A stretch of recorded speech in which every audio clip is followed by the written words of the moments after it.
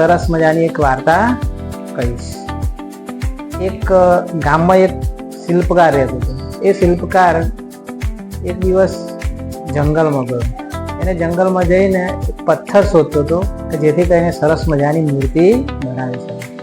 એટલે એને એક પથ્થર સરસ મોટો અને મજબૂત હતો, એને ઉપાડ્યો. પછી એના પર એને પોતાની જે સાધન છે એનાથી એને ટોકણા મારવા લાગ્યો.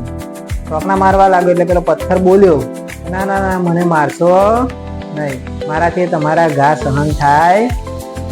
એટલે પેલો શિલ્પકાર હતો એ બહુ દયાળુ હતો, એટલે એને એ પથ્થર મૂકી દીધો. એને ફરી આજુબાજુ નજર કરી તો એને એક બીજો પથ્થર મળી ગયો. એ પથ્થર લીધો અને એ પથ્થરને ફરી એને ટાંકવાનું શરૂ કર્યું.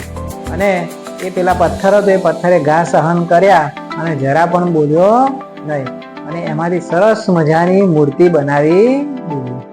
એ ગામના લોકોએ એક મંદિર બનાવ્યું. એ મંદિરમાં પેલી જે પથ્થર હતો ને એમાંથી જે મૂર્તિ બનાવી હતી એ મૂર્તિને મૂકવામાં આવી. ભગવાનની મૂર્તિ બનાવી હતી.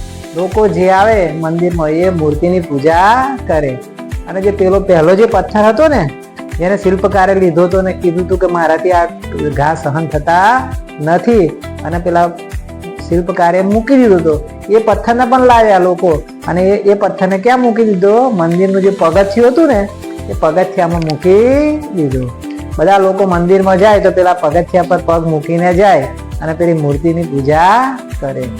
એક દિવસ રાતના સમયે પેલો પગથિયામાં જે પડેલો ને પથ્થર, એ પથ્થર પેલી મૂર્તિને કે તારું તો કેટલું સરસ નસીબ છે કે બધા તો તારી પૂજા કરે છે, અને બધા તો મારી ઉપર આવે છે ને પગ મૂકીને જાય છે, ને ઘણા બધા લોકો તો મારા પર શ્રીફળ પણ વધેરે છે. તું કેટલો નસીબ વાળો છે.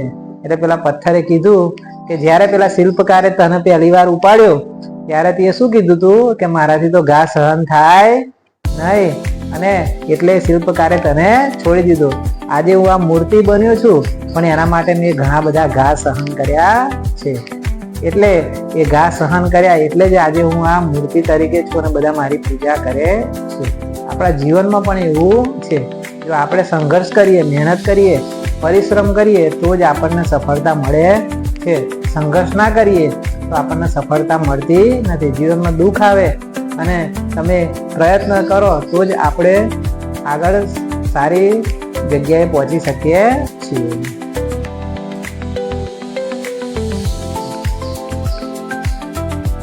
બીજી એક